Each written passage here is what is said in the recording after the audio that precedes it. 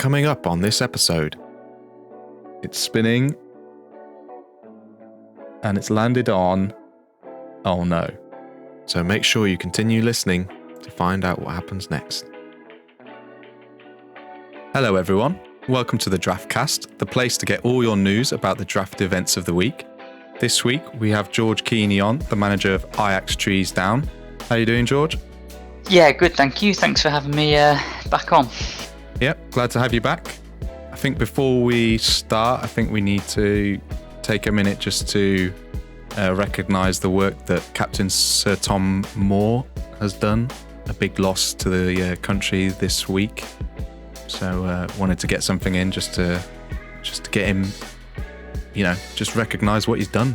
Absolutely, and I think the little touch to have his name on the top of the draft is ensuring that his legacy lives on as well, which is nice. Definitely. So we'll look at the league table from game week 22. We'll do our review of your team for the week just gone and the upcoming week. We'll do some predictions for game week 23, and then we have some special segments after that and your segment after that. So a lot to get through this week. So let's get going and have a look at the league table. A busy week, we can definitely say this week. A lot of movement. Tom, top of the leaderboard again with 64, and Rich with a measly 20 this week. Not a good week from Rich, and he's starting to fall away. So hopefully any changes he's made this week will help him out. Yeah, I think he's been active on the free agent market. So hopefully, for Rich, we see an improvement, because I think as things have got tighter and closer, it's good fun, isn't it, for everyone to be within a few points of everyone else. So we want to keep everyone as tightly knit, I think. Yeah, definitely. I mean, there's now 49 points between first and ninth. So it is really bunching up. Very much. And I mean, I think I do sort of think back to I think it was Adam's appearance on the pod when he was looking at the league in sort of 4 or 5 week bursts. And this past couple of weeks, certainly, we've seen the sort of top what was the top 3 of yourself, Tom, yourself, Lawrence, and Jack have had sort of poorer weeks, I think, which has allowed the sort of lower middle table to really, really climb and close that gap. Because, personally speaking, I've had a couple of decent weeks, or what I thought were good weeks, but because Tolly, Tom, and Adam as well have all had good weeks, it's just kept everything nice and tight. Yeah, Will in there as well. Will and Tolly on 58 this week, so really good scores from them. And I mean, high average score this week, really, between most of the players. I think when Adam was previously on, we talked about 43, 44 being the sort of average, but there's lots of scores of around 50. Tom had 64 this week, very impressive. Yeah, that's what I was going to mention, that Adam was saying you've got low 40s for the average, so you've effectively were above that this week, but there's so many people above that as well. It's pushed the average up, but we've got a couple of low. We've got a couple of low 20s in there as well, so maybe that drags it down. So who knows? I think you're on mark with a 49. That's a solid week. Oh, I was happy with that. Yeah, absolutely. So let's have a look. Let's carry on and look at your team then. So, like we said, good week of 49. Any surprise performances this week?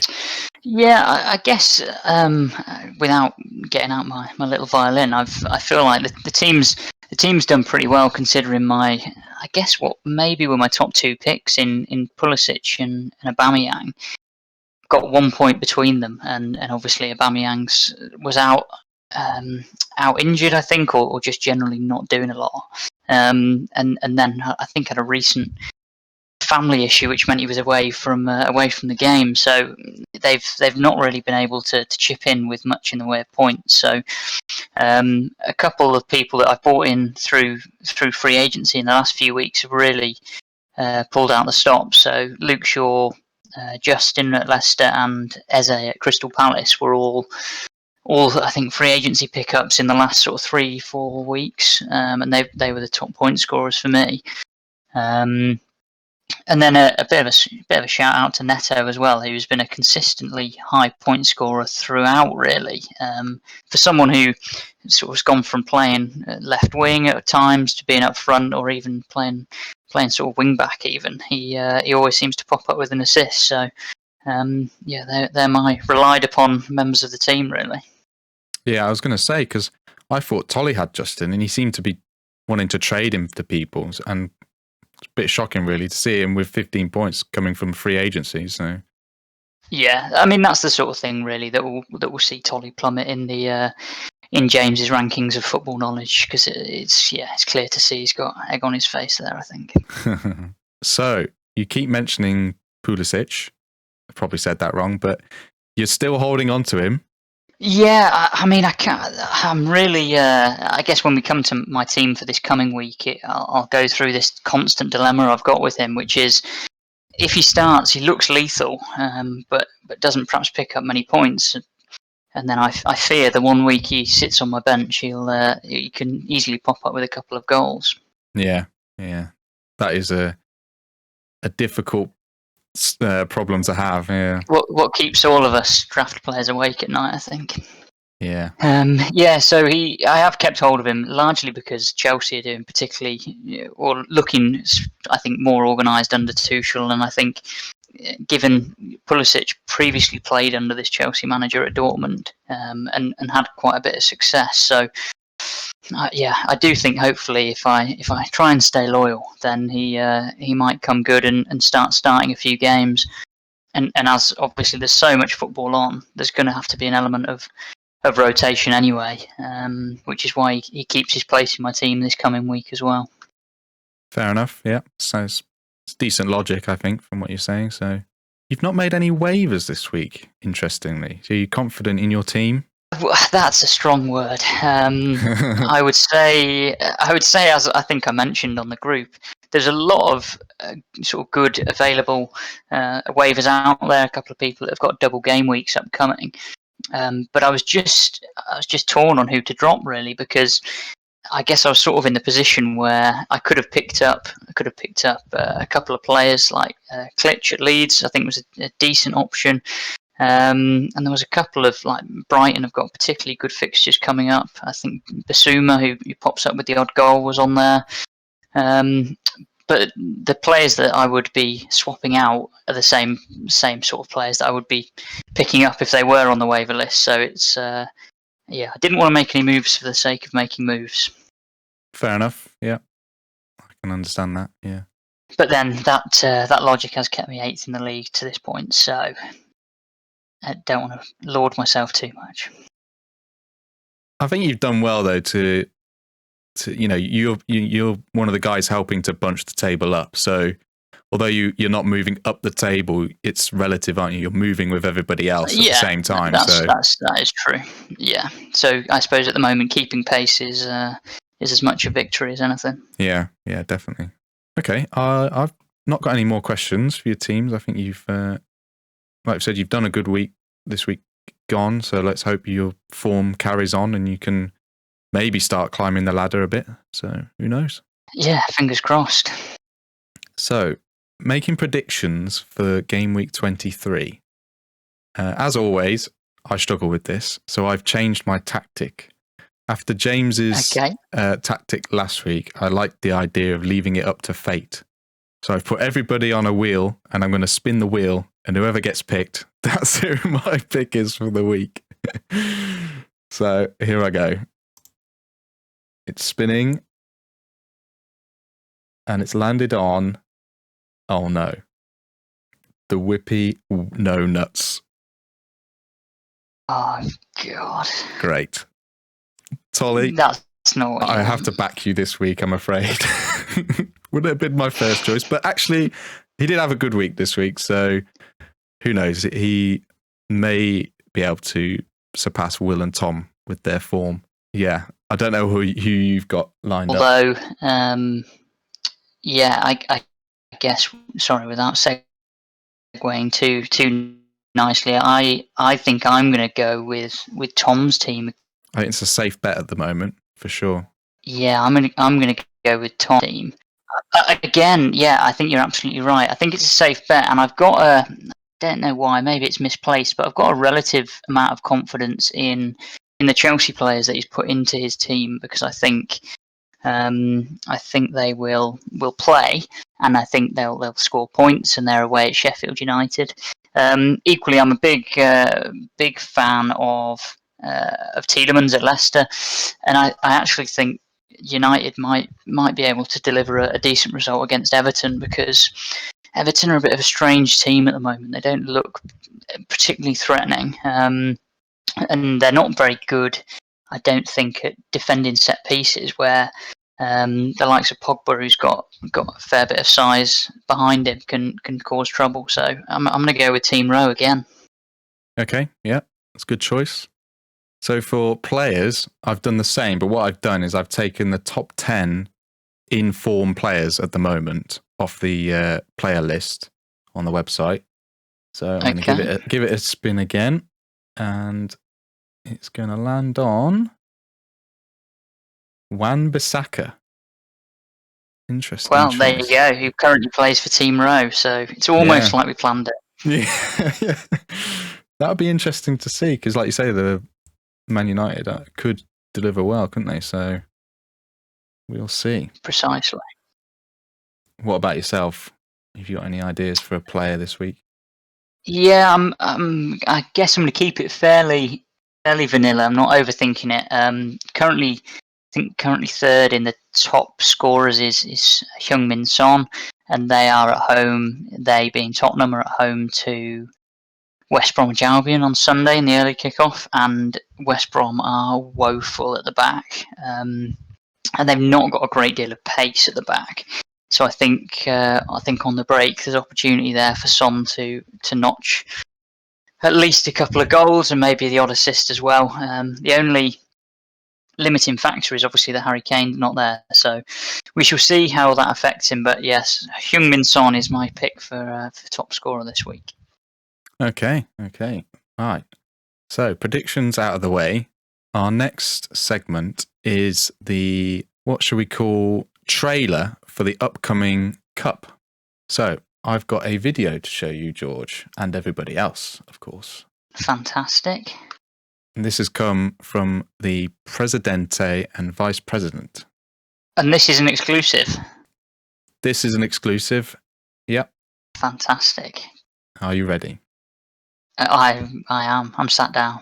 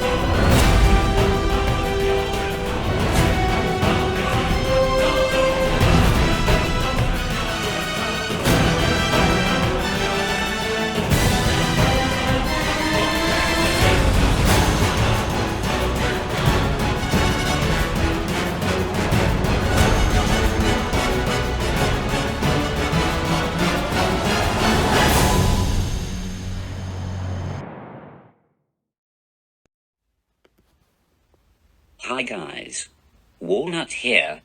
Jim and Adam have asked me to explain the format of the DBF Pokal. All teams will be put into a 3-game week mini-league. The game weeks are game week 23, 24 and 25. The top 8 will progress through to the quarter-finals. In case teams are tied for 8th and are equal on scores, the team with the highest amount of goals scored will progress. The quarter-finals and semi-finals will be drawn at random by the Vice President. The ties will take place on game week 27 and game week 30 respectively. The quarter-finals, semi-final and final will be one game week only. In case of a draw in any of these stages, the match will go to penalties. If penalties are necessary, the top 5 scorers from each team take a penalty. Whoever scored more points in that week scores the penalty. If both players have scored the same points, then both players will score their penalty. Sudden death will follow if after 5 penalties the scores are still tied. The final will take place on game week 34. Best of luck to you all, you fuckers. P.S. I would like to say the following. Bear, drop growl to agency, you fool. This could cost you the league. Rich, I'm sorry. Your team is very stinky. I don't believe you will make it out the group phase, ha ha ha. William, Dad, the stuff you do whilst Kate is out the room is truly haunting. You filthy fucker. And that comes from me, the dog who licks his balls. P.S. I humped your pillow this morning. Jack, I hear you're a bottler. You big bottle job, bottle job. Bartholomew, stop rebranding. It's infuriating. Stick with a single nut. Bye guys. Walnut over and out. And there we have it. The trailer for the upcoming Cup. My word, that was incredible. Yeah, I mean, I was going to say actually before Whipnut, who was very well spoken, I must say, before he entered the fray, it was very much like a Sky Sports montage there for an upcoming Ashes series or something. So so very impressed there. Very good production value. Yep, shout out to Adam for putting that together. And we've got some slides just to recap what Whipnut went through, just in case you couldn't understand his accent. So we'll start with every team being placed into a 3-game week mini league for the following game weeks, starting with number 23, which is next. Top 8 teams into the quarterfinals. If 8th and 9th are tied, most scores progresses. And if that's still a draw, then the highest individual game week across those 3 will progress. Then for the quarter-final and semi-final draws, this will be done at random out of a hat by the vice president. The quarter-finals, semi-finals and final will be 1 game week only. The quarter-finals will be played in game week 27, semi-finals game week 30, and the final will be game week 34.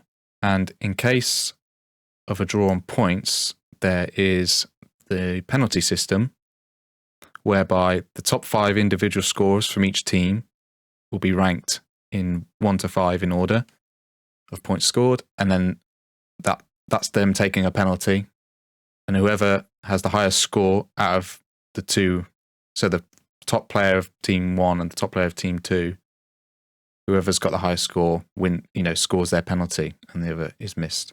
So I've done a bit of an example of this, but it didn't work out how I wanted. So I think it's fairly self-explanatory, hopefully. Yeah, I think so.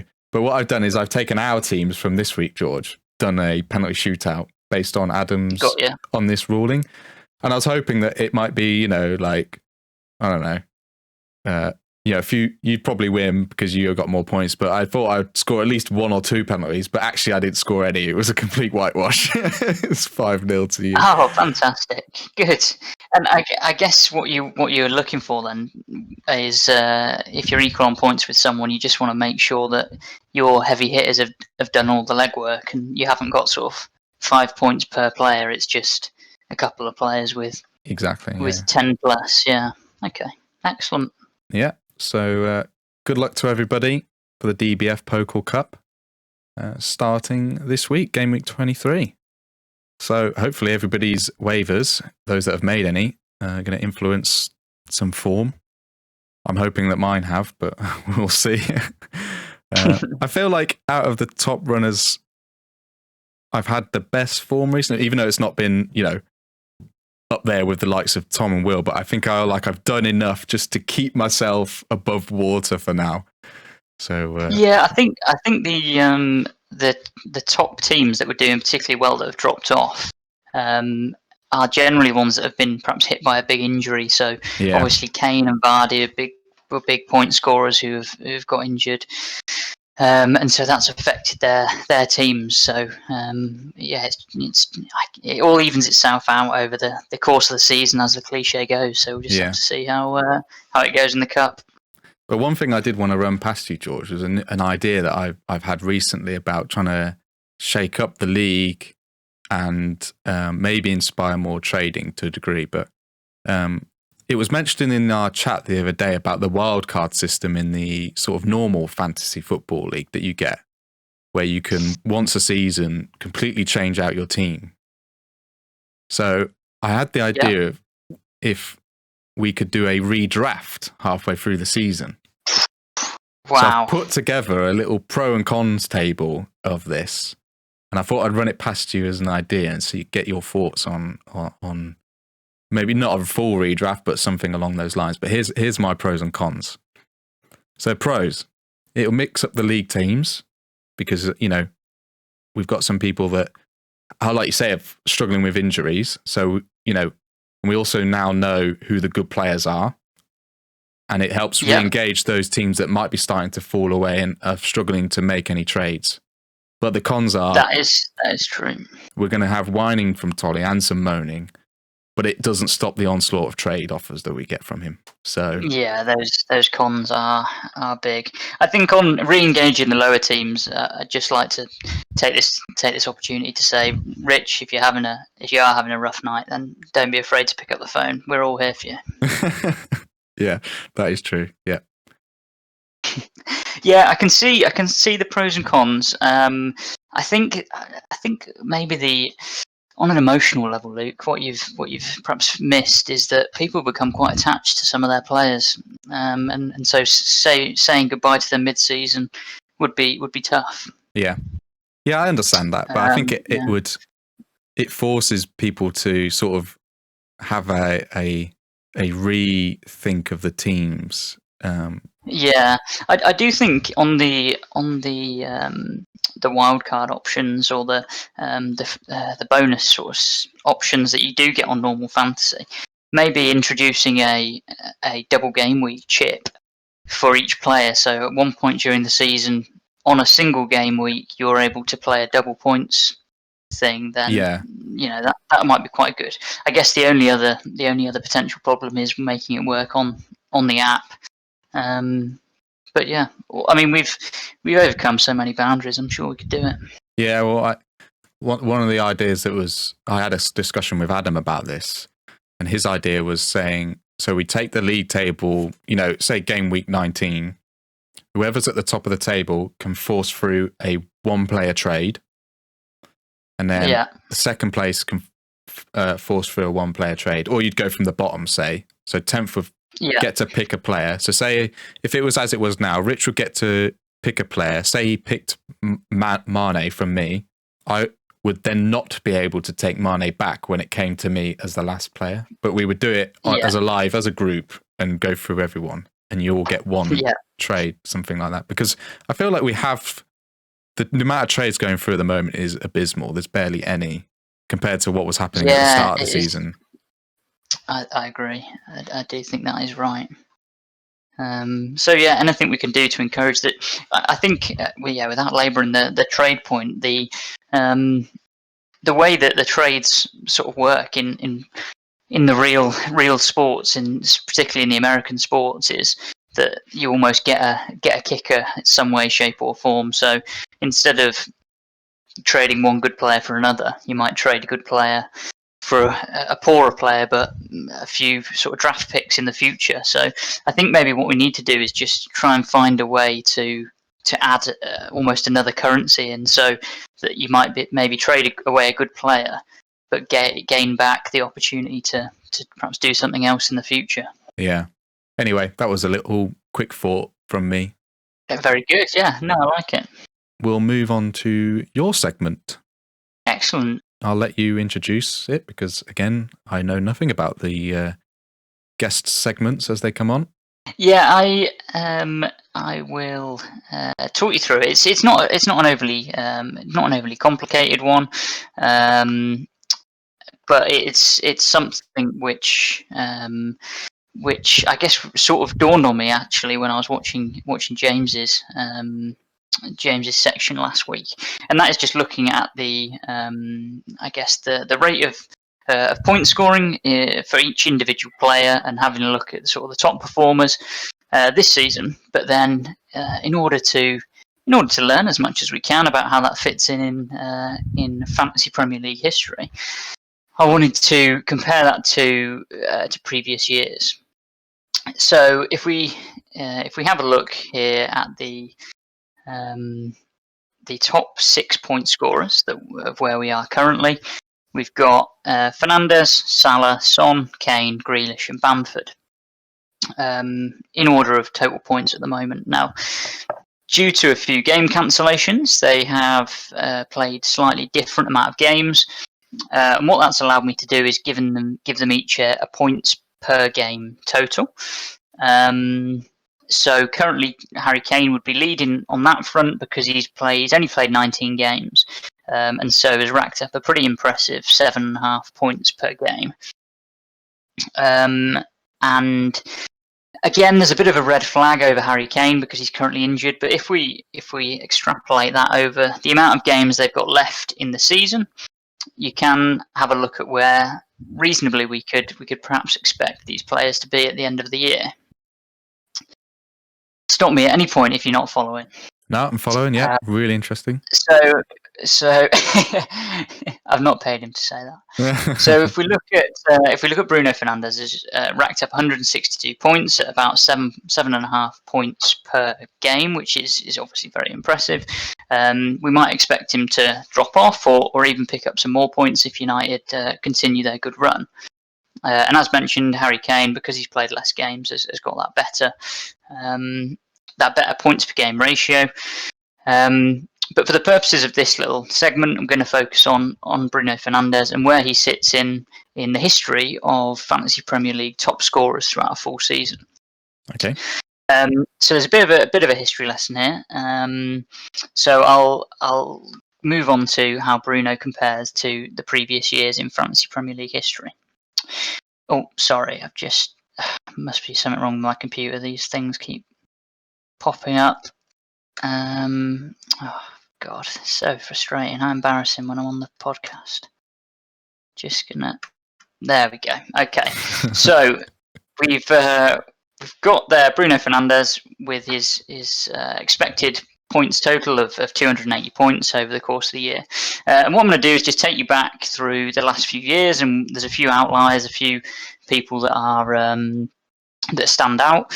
So if we look back to last year, which will be fresh in people's minds, Kevin De Bruyne with his total points of 251, which is impressive total, and sort of starts or continues a trend that we'll see, which is that generally midfielders are a good bet for the top point scorer of the year, because especially if they're playing in a number 10 role or as a winger, they're always a good bet to get those extra bonus points and those extra points for scoring goals. And actually, Kevin De Bruyne last year, I think, equalled Thierry Henry's record for sort of most assists in a season as well, which was a big reason why he had so many points. And then if we take that back a couple of years, we've got Mo Salah, who again is still a draft favourite with 259 points. So both of these again are slightly less than perhaps the heights that Bruno Fernandes can hit. But then 4 years back, if we look at the year 2018, Mo Salah is still the only player in Fantasy Premier League history to reach 300 points. Wow. Which is, yeah, when you think of that in a points per game total is pretty mad. I think that season he maybe scored sort of 38 goals or something ridiculous. in all competitions. So he was absolutely lethal, and you'd be a good bet for winning your draft league or your fantasy league with him in your team. And then 5 years back, so as we go a bit further back, we'll start to be looking at players maybe which are less remembered or perhaps less familiar. And Alexis Sanchez is someone who basically has fallen off the face of the earth since he had this particularly good season.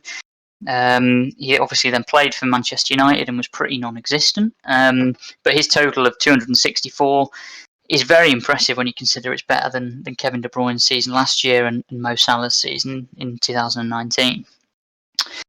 And then when we go back a little bit further, this is probably one of the outliers in the data, without sounding too geeky, in that Riyad Mahrez is the only player not from, I think, United, City, Chelsea, Liverpool, United City, Chelsea, Liverpool, Arsenal. Sorry, that have won this award, this fictional award I've made up.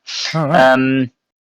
So and obviously this was the season I think where Leicester won the league and he was on fire and racked up a mad amount of bonus points as well. And then we actually had a couple of lower years there. Hazard again had a pretty phenomenal season. But still, 230 is a fair way below sort of the heights that Salah reached in that one particular year. But as mentioned, we're still looking at midfielders all the way through, because if they're playing on the wing and scoring a lot of goals, then they're rack up points pretty quickly. Yeah. And then there's a couple of years here, or 3 years on the bounce where centre forwards won the award. So these are fairly memorable seasons. Luis Suarez there with the sort of second most top points ever scored, because he just scored a mad amount of goals. I think he set the record for the most bonus points scored. But I think in this season, I'm right in saying he only actually started 33 games, which is bonkers considering he missed sort of 5 games and still managed to rack up this total. Wow. And then Van Persie produced those two totals with 2 different teams, Manchester United and Arsenal, after that transfer, which was very well documented.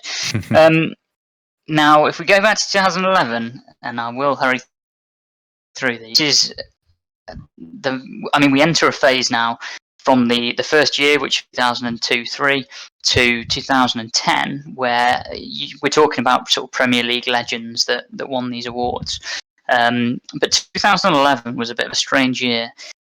And if I gave you a few guesses at Manchester United players that would be the top fantasy Premier League point scorers in 2011, please rattle off some names, Luke, and I'd be very impressed if you got You're this really one. asking the wrong person here. The only person that I'm going to is either Rooney or Ronaldo, the two that come to mind.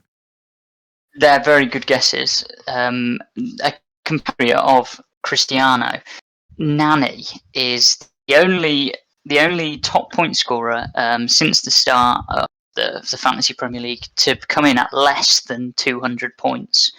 It's a very slow year. I think emphasised by the fact that he, although a good player, he's not a superstar by any means. And I did do a little bit of digging to find out why it was such a poor year. The top scorers in the Premier League this season only scored that's a bit lower than average. And the league was particularly close. It was quite a tight run race. So particularly interesting one there. And then for the rest of this little area, we've got, again, Premier League legends. So Lampard and Ronaldo both hitting big heights in the 280s, which I think in this year, obviously Ronaldo had 2 years where he was just incredible, best player in the world by far. And Lampard in 2010, I think they won the league that year, and he was a prolific penalty taker and scored the odd free kick as well. So, and I think in 2010 as well, when I think maybe Terry and Cahill were playing at the back for Chelsea, so they had sort of loads of clean sheets, and as a result, he won lots of points there. And then for the final section, the last 4 years, we'll call these the Thierry Henry years, because he sort of owned the award for 3 of the first 4 years. Very impressive for a centre forward, as I mentioned, because of the extra points you get as a midfielder. And that year of 271 is up there, right up there with the best. And so if we look at that over the course of the last sort of 18 years, we've got a fairly consistent, I guess, top level. A couple of, Mo Salah stands out there. 300 points anyone will do well to rival that. And then, Nani's result of under 200 really stands out like a sore thumb. Yeah. And I wanted to finish off on a light-hearted note with some honourable mentions. So, in doing a bit of research onto the previous Fantasy Premier League performances, I came across the sort of team of the year, the draft team of the year from each of the previous seasons, and you get a lot of. So, for example, Frank Lampard was in, I think, 7 of the teams. A lot of Gerrard, a lot of Ronaldo, a lot of Henry. Not a lot of Steed Malbronk from Fulham. So Steed Malbronk managed to make it into the 2003-04 team of the year with Fulham with 194 points, and he was the 3rd best ranked midfielder. Now, not a household name by any stretch, but a particular favourite of mine, as he often features on Premier League years.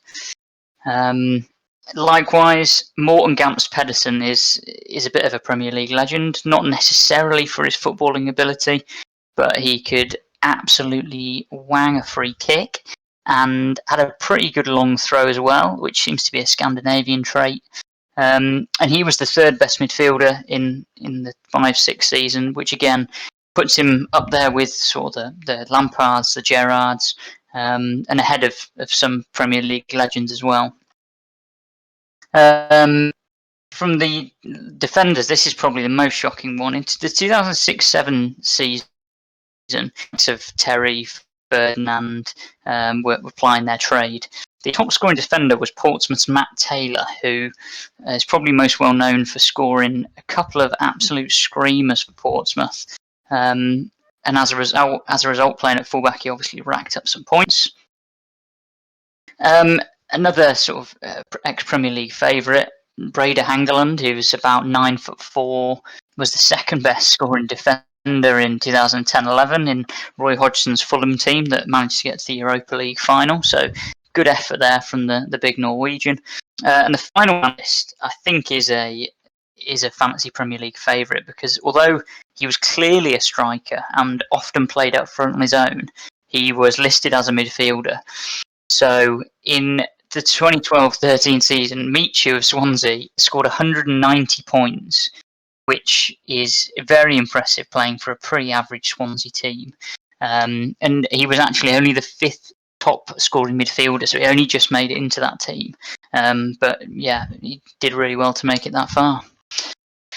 And that wraps up my segment. Yeah, I just wanted to I guess pitch where we are in terms of the fantasy performers compared to previous years, and there you go. Thanks very much. That was I liked you going through the honourable mentions. I can tell you've done a lot of research into this. So that's interesting. I would love to say work's not been that busy, but it has. I've just sacked it off for the Draft podcast. That's what we like to hear, George. That's what we like to hear. So if I get sacked, then I will be looking at sort of a podcast assistant job with you, if possible.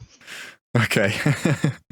I'll have to get some funds from the Treasury to pay for you. Yeah, I would say that would be fantastic.